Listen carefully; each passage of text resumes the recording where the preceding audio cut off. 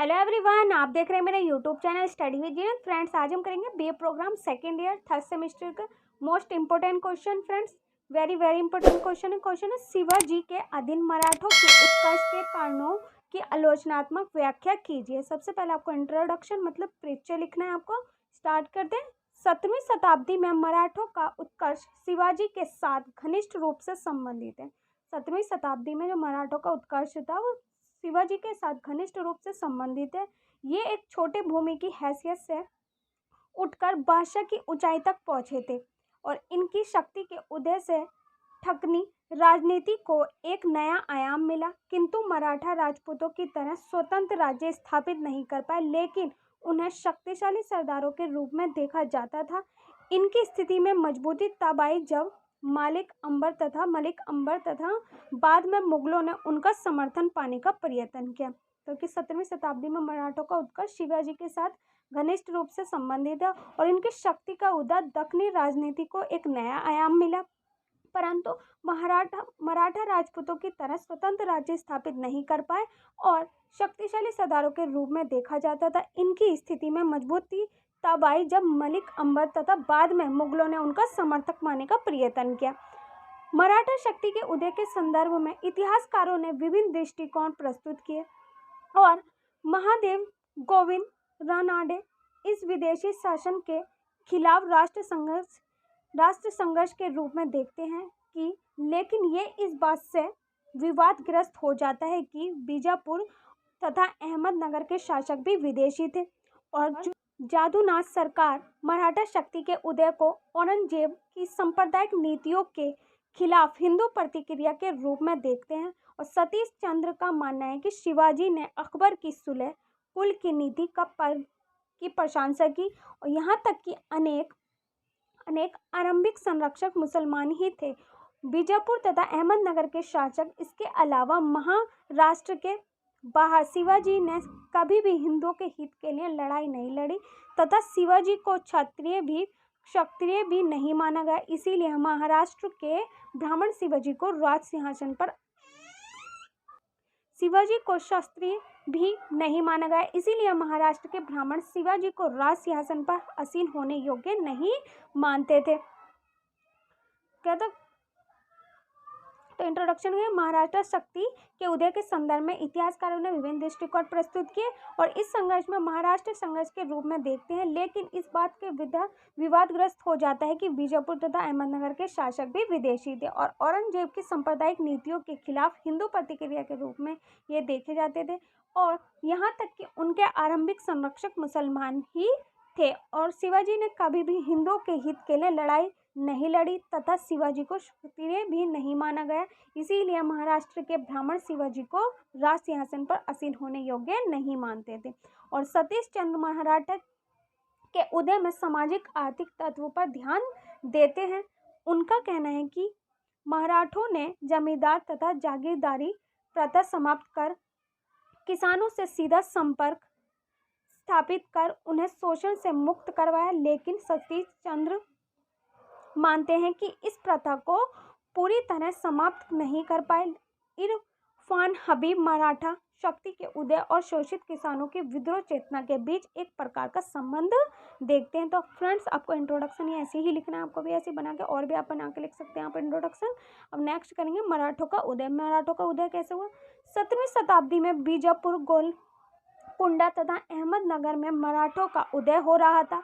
वे इन राज्यों की सेना में कार्यरत थे, जिन्हें अक्सर राजा नायक तथा राव की उपाधि से सम्मानित किया जाता था। शिवाजी ने भूमि प्रदान करने की प्रथा को समाप्त किया और मिराजदारों द्वारा मनमाने ढंग से वसूल किए जाने वाले उपहारों को बंद करवाया तथा नकद एवं अनाज के रूप में गांव से जमींदार निश्चित किया और शिवाजी ने उनके साथ व्यवहारिक संबंध स्थापित किए तथा कुछ बड़े देशमुखों को सेना शक्ति द्वारा पराजित किया, जिसके कारण शिवाजी को सामाजिक रुतबा भी बढ़ा और सामाजिक की वीरता का पता 18 वर्ष की आयु में ही चल गया था। उन्होंने 1645 से 47 के बीच पूना के निकट पहाड़ी किलों राजगढ़, कोरना और तोरान पर विजय प्राप्त की थी और 1656 में उन्होंने शक्तिशाली मराठा चंद्रराव मौर्य पर विजय प्राप्त की और जवाली पर अधिकार कर लिया। किंतु जब शिवाजी ने कोंकण पर धावा बोला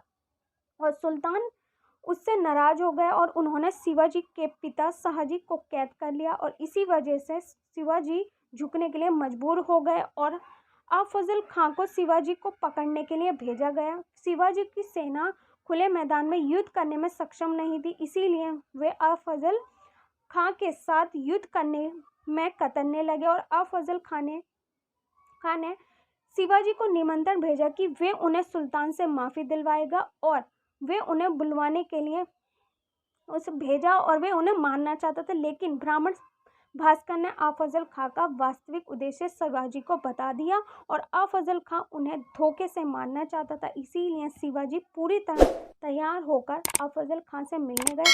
अफजल खां ने मिलने के बहाने उन्हें गला घोंटकर मारना चाहा और इसी मित्र और शत्रु पक्ष दोनों में शिवाजी का सम्मान बढ़ गया।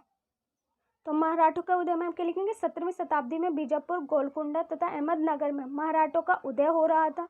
वे इन राज्यों की सेना में कार्य करते थे, जिन्हें अक्सर राजा, नायक तथा राव की उपाधि से सम्मानित किया जाता था और मिराजदारों द्वारा मनमाने ढंग से वसूल किए जाने लगे। शिवाजी ने उनके साथ वैवाहिक संबंध स्थापित किए तथा कुछ बड़े देशमुखों को सेना शक्ति द्वारा पराजित किया और 18 वर्ष की आयु में ही उन्हें पता चल गया था कि उन्होंने 1645 से 47 के बीच पूना के निकट पहाड़ी किलों राजगढ़, कोरना और तोरान पर विजय हासिल की और जवाली पर अधिकार कर लिया। किंतु जब शिवाजी ने कोंकण पर धावा नहीं बोला था, इससे शिवाजी झुकने के लिए मजबूर हो गए। जब उनके पिताजी को कैद कर लिया था तो शिवाजी झुकने के लिए तैयार हो गए और अफजल खां ने उन्हें निमंत्रण भेजा। निमंत्रण के बहाने उन्हें गला घोंटकर मारना चाहता था। इससे वे मित्र और शत्रु पक्ष दोनों में शिवाजी का सामना बढ़ गया और 1665 ईस्वी में औरंगजेब ने कछावा के राजा जय सिंह को शिवाजी के दामन को भेजा और उसने समझ लिया कि बीजापुर को जीतने के लिए शिवाजी से मैत्री करना आवश्यक है। इसीलिए इसने शिवाजी के साथ 1665 में पुरंदर की संधि की और इस संधि के अनुसार शिवाजी को 4 लाख वार्षिक आमदनी वाले 23 किले मुगलों को सौंपने पड़े और शिवाजी के पुत्र संभाजी को 5000 मनसब तथा जागीर दी और शिवाजी को कोंकण, बालाघाट और जागीर दी जानी थी, जिनके बदले उन्हें मुगलों को 13 किस्तों में 40 लाख रकम अदा करनी थी।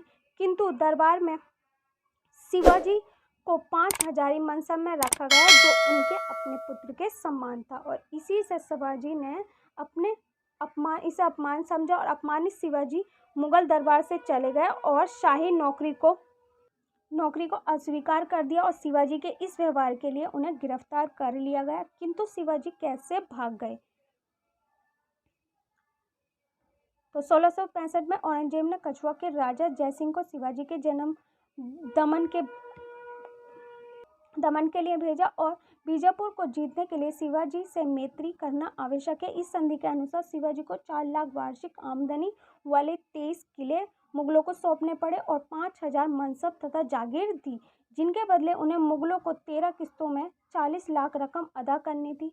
किंतु दरबार में शिवाजी को 5000 मनसब में रखा गया, जो उनके अपने पुत्र के समान थी और शाही नौकरी को अस्वीकार कर दिया, जिससे शिवाजी के इस व्यवहार के लिए उन्हें गिरफ्तार कर लिया गया।